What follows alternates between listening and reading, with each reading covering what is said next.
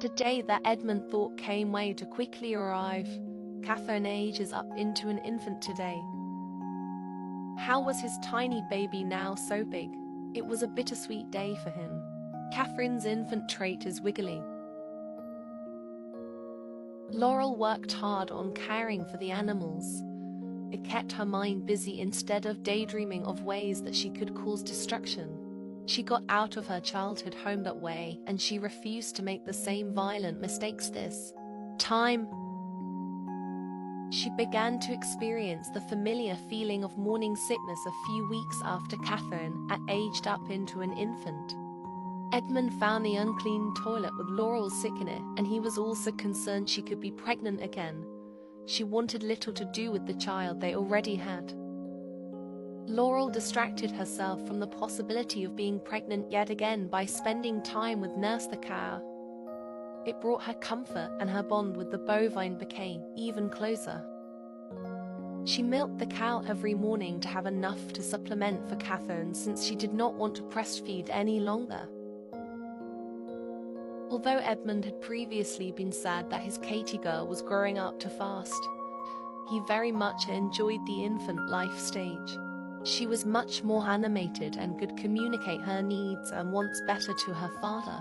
Edmund's favorite time with his daughter now was practicing tummy time. He was amazed that such a tiny human already had so much determination. He was so proud to be Catherine's father. Maybe another child would be a blessing. As time went on, Laurel began to feel physically and mentally exhausted. Just like her first pregnancy, as each day continued, the more confident she was that she was a child again. She often stared at herself in the mirror while smoking a cigarette. She noticed the subtle little changes to her body. While she was not yet showing, her stomach was beginning to be swollen, like she had eaten a large meal. Laurel took out her aggravation with Catherine on the weeds. She promised Edmund she would make an effort, and she was. Now that she wasn't breastfeeding, her bonding time with the child was to tuck her in at night. She was still a bad sleeper, so Laurel only said goodnight and let Catherine cry it out. After she missed not one but two of her monthly, she knew for sure that she was pregnant again. She felt bigger this time around. The skin on her stomach had already been through this once and knew what to do. The morning sickness was the same, if not more intense this time around. She felt miserable, but she oddly wasn't angry with the child like she had been with Catherine. She felt some type of maternal bond with this baby. It was such a contrast to how she has always felt with Catherine. A child currently inside her brought her joy, whereas Catherine, even while in the womb, has made her feel nothing but annoyance and loathing. Edmund could tell that something was off with his wife. She had gained weight and was much more short-tempered than usual. He had a growing suspicion that they were expecting a new addition, but he had to talk to her to be sure. The conversation immediately turned hostile. Laurel felt that Edmund was being accusatory of her lack of maternal bond with Catherine when he asked if she thought they were ready for another baby. Laurel did what she does best and seduced Edmund instead of arguing.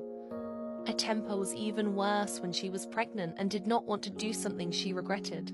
Lashing out on Edmund was not in her best interest right now. And besides that, she loved him. They took out all of their anger on each other in a different way. This way was healthier for their marriage and ensured that there was no hard feelings afterwards.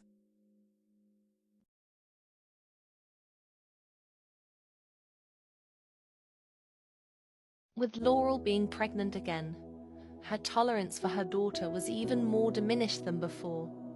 Because of that, Laurel woke up early every morning to feed the chickens and tend to their cow. She couldn't help her feelings. Her hormones were rampant, since she was yet again with child and she could not stand to be around Catherine. She much preferred the cow's company to her own daughters. She often wondered if it would always be this way. Loathing her own child, would faking affection towards Catherine for her husband's sake eventually turn into real love towards her daughter? Part of her hoped so. Deep down, she wanted a normal life where they were a happy family. In contrast, Edmund never had to fake his affection towards his daughter, as Katie was the light of his life. Nothing about being her father was ever a chore or tiresome for him. He was happy every moment he was with her. Laurel would smoke cigarettes often and admire the small but comfortable home Edmund bought for them and the secluded land that she could live in without being caught and sent back to the asylum. For many years, she had to adjust her attitude to make this work. Edmund came to the realization that he needed a job in order to afford the new addition to their family. Their home was paid off, but they needed an income to live comfortably. He took a position as a gardener in town. Edmund never held back his thoughts with his daughter. Even though she didn't understand what he was saying, he confides that he is happy to welcome another child into their family, but is scared that Laurel is too damaged to be the mother their children need her to be. Edmund promises that even if her mother is not loving, Catherine will always have a loving father who will move heaven and earth to make her smile. Laurel was determined to make a comfortable life with Edmund and Catherine were, so she tried to find ways to calm her violent thoughts. Cross-stitching previously did not work for her while in the asylum, but now soothed her during moments of stress. Catherine was growing so quickly and was hitting every milestone with ease. Edmund was always there to cheer her on. He began to worry about how his Katie girl would fare while he was at work and alone with Laurel. Laurel also began to worry about being with Catherine alone for many hours of the day. She was finally starting to get a handle on her anger and violent tendencies, but constantly being alone with the sea. Hild she couldn't stand may push her over the edge. She would much prefer Edmund to sell his art as a source of income, but the market for beautiful paintings was simply not a good one currently. No matter how much she objected, he had to work in order to support them. Edmund and Catherine were content to spend all day together. Edmund allowed his daughter ample time to play by herself, while he wear upon new clothes for the new arrival that would be here before they came. Edmund crafted the infant clothing and thought about how different their lives would be in a year. Catherine would not be his only baby. Agatha would be of age and she will hopefully be living with them and create a bond as none. Laurel was the only person doing the cooking as per her request. This pregnancy had her craving an assortment of things and Edmund did not cook them to her liking. She was also much more dizzy this pregnancy. She hoped it was no cause for concern. Edmund only had time to paint at night. His schedule was busy because he was soaking up as much extra time with Catherine as he could until he started his new job after Laurel gave birth. When Edmund went to town, Catherine spent much of her time doing unassisted tummy time and attempting to crawl so she could explore the world.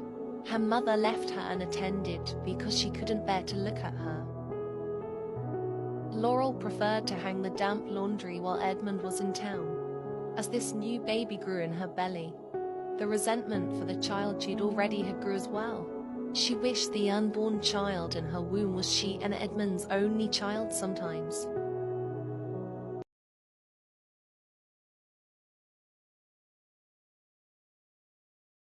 A few weeks after Agatha's 18th birthday, she wrote to her brother to inquire if the offer to move in with him was still on the table.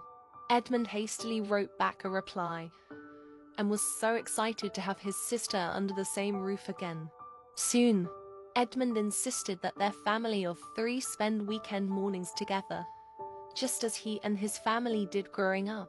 He saw the dysfunction his little family was heading towards, so he wanted to repair it even if that meant Laurel would sit in the rocking chair quietly and knit. Laurel watched the interaction between her husband and daughter. Edmund was so good with her, since she could not feel any genuine emotions towards Catherine. It was comforting to see she wasn't being completely neglected. Edmund worked very hard with his Katie girl in the final months of Laurel's pregnancy. He would be working and Laurel would be preoccupied with the new baby, so Edmund wanted to make sure that his daughter Agatha knew how to crawl and stand by the time her sibling was born. Laurel found this time with her family to be enjoyable. It was like she was playing make-believe. She was the dutiful wife and doting mother even for just a short time. A month after Agatha sent the letter to her brother, she was on his doorstep. This would be her new home until she found a suitable husband to marry. Edmund was absolutely overjoyed to see his baby sister at his home, now their home. He was excited to introduce Catherine to her and watch their relationship blossom. He was worried about how Laurel would take the news of Agatha living with them. He neglected to inform her. Clyde had sent a bed he had built as a thank you gift for housing Agatha until she would be wed. The Bennett residence was only 2 bedrooms, so Agatha would be staying in the same room as Catherine. Agatha didn't mind. Just like Edmund had hoped, the bond between Agatha and his Katie girl was instantaneous and strong. Catherine had more of a bond with her Agatha in one day than she had with her own other sins. She has been alive. Agatha had a natural maternal instinct and was very nurturing with her niece. She very much looked forward to having children of her own someday soon. For now, she enjoyed a time with her niece. The smile little Kate had for her melted her heart. For the life of her, she could not understand how anyone, let alone her own mother, could not fall in love with that smile. Laurel hated the fact that Agatha was living with them. She hated even more that her husband did so without her permission. She didn't like Agatha back when she came to visit Edmund in the asylum, and she didn't like her now. Agatha was a spoiled and entitled brat. She didn't think Laurel was good enough for her brother, and Laurel resented her for it. She needed Agatha out of this house sooner rather than later. It felt as though Laurel spent all of her time outside. She was now actively avoiding to people in her own home. Edmund bought this home to keep her happy, and yet she was the only one in the home not happy, and she was fed up with his generosity towards others. Agatha agreed to look after Catherine once Edmund joined the workforce. She was not a fan of Laurel. That much was known. But she would make this arrangement work for the sake of her niece. She's only known her for a short time, but will fiercely protect her. The arrangement would work perfectly because she was already living in Catherine's bedroom. Agatha came to love bedtime because that was when she really got to see Kate's personality shine. She was more docile when Laurel was around. Agatha very much missed home and her parents, as she knew Edmund's house was where she was needed. Her parents needed to learn how to live happily with their children out of the home. They also needed to heal from the child they lost. The longevity of Agatha's stay was the nightly topic of Edmund and Laurel's arguments. Laurel wished to Agatha to return home to her parents, but Edmund was adamant that she was welcome to stay as long as she wanted. Both stood firmly with their argument, so the heated conversation always went in circles. Edmund begged for his wife to put in effort to get along with his sister. For his sake, the tension between the two was taking a toll on him. Having Edmund firmly on her side when she made her move to destroy Agatha for thinking she wasn't enough for her husband was imperative. She used her body as a means of persuasion. It would not be tomorrow, but one day she would make Agatha pay.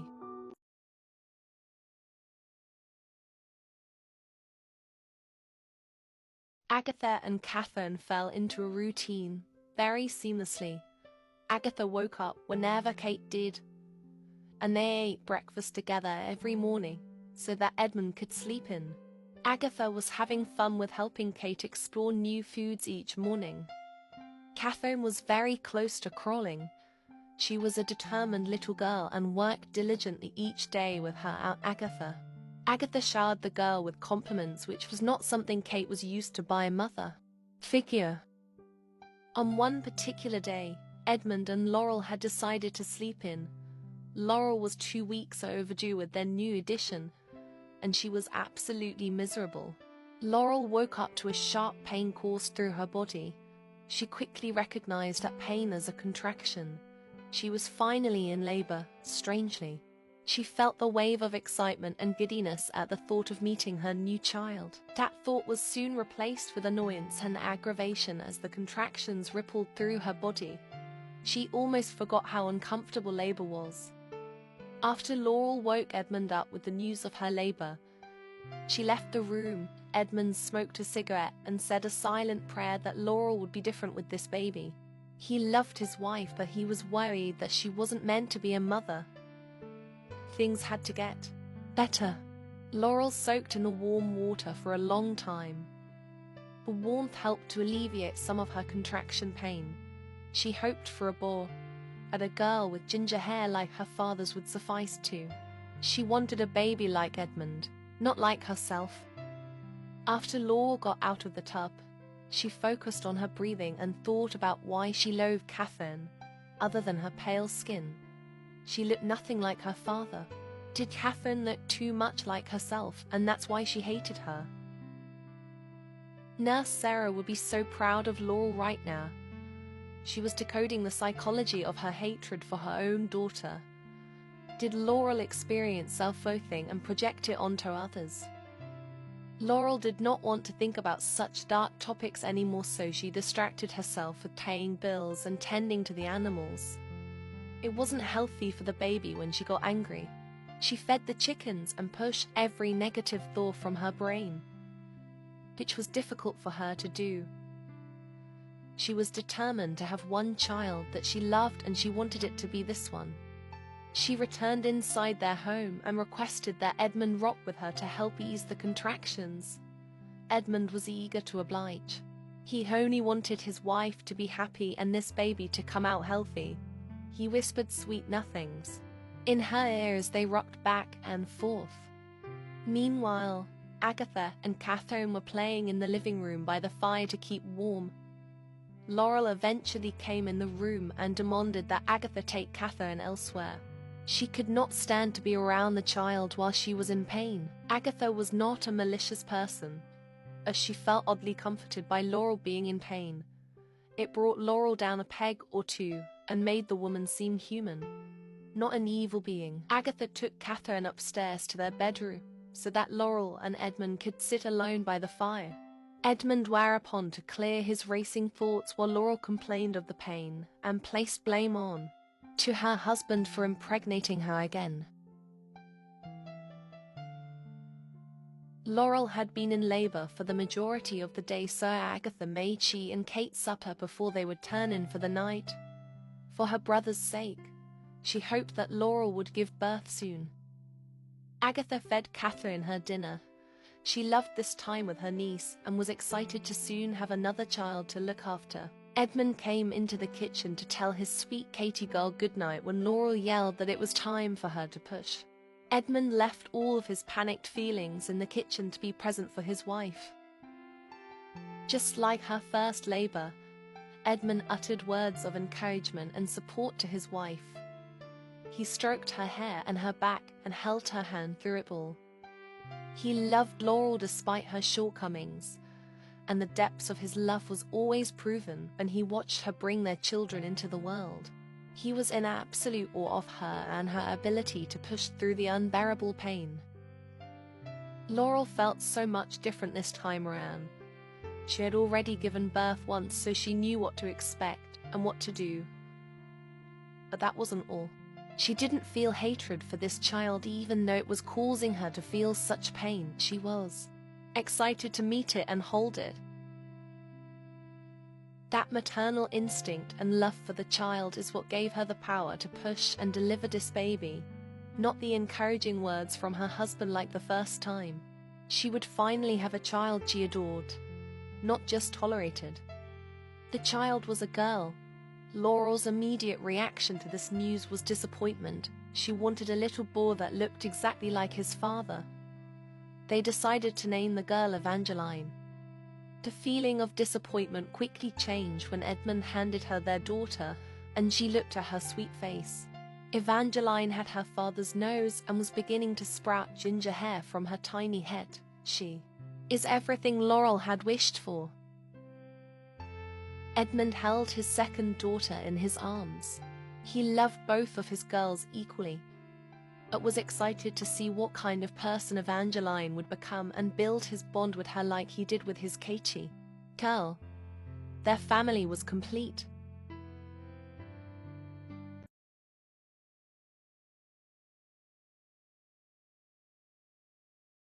Edmund bonded with his new baby daughter. He had a cute nickname for Catherine, so he decided that he would call her Evie. He loved Evie so much, but his bond with his Katie girl was unmatched. He didn't get the same time with Evie as he did with Catherine because his wife was territorial over the newborn. Agatha baked a very special cake for a very special girl. Kate was aging into a toddler today. She felt very emotional that the tiny infant that she had become so close with was getting older and big. And more independent. She was very proud of her niece. Agatha stood over her niece's birthday cake and said a silent prayer that Kate would be okay without her once Agatha got married and moved away. She wanted her niece to have all of the best things in life and to be happy. Laurel sat in the kitchen as the rest of her family celebrated Catherine's birthday. She wasn't emotional about her daughter getting older. In fact, she wished Catherine would age quicker because then she would be out of her life and no longer her responsibility. Laurel kept up appearances for her husband's sake. She cuddled the girl before she blew out her candles and told her she loved her through gritted teeth. The sentiment made her sick to her stomach. Edmund spent the last minutes of his Katie girl being an infant while creating a last-minute memory. He was so excited to watch her grow and see her personality blossom as a toddler. Edmund holds his eldest daughter as she enters the next stage of life. Catherine looks at her father excitedly as he urges her to blow out the candles. Happy birthday, Katie girl. Catherine's toddler trait is that she is a charmer. Will this be better or worse for the relationship with her mother? Agatha spent only a fraction of her time with baby Evie than she did with Kate. Laurel kept her youngest daughter under lock and key, and only allowed Agatha to take the child when she was too tired. Agatha hated that she was practically forbidden to see her younger niece. Laurel adored her sweet Evangeline. It felt as though time stood still when she held her daughter in her arms. It was a strange yet comforting feeling to love one of her children. Catherine felt particularly neglected by her father because he started going to work during the day and she missed him. Edmund made sure to give his Katie girl attention and make her feel loved the moment he returned home. Their bond was closer now but different than before. He tried to explain the best that he could why he was leaving her for several hours a day and reassured her that he did not love her any less. Kate tried her best to understand, but she knew she would rather have her daddy around than have money. Grown-ups had to do things they did not want to do is the sentiment Edmund always told his daughter. This confused her, as she trusted that her daddy did things for a reason.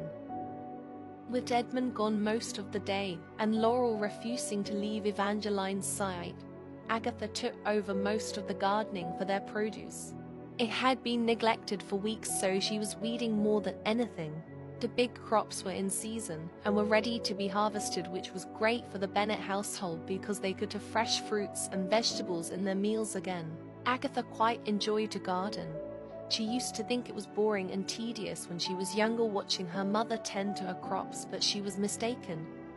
It gave her a break from the girls. She often daydreamed of a handsome stranger that would one day be her husband. Sometimes she pretended as though she was in training to be a good wife. She cooked, she took care of the children, and she kept a tidy home. She couldn't wait to stop pretending and to become a real wife and mother.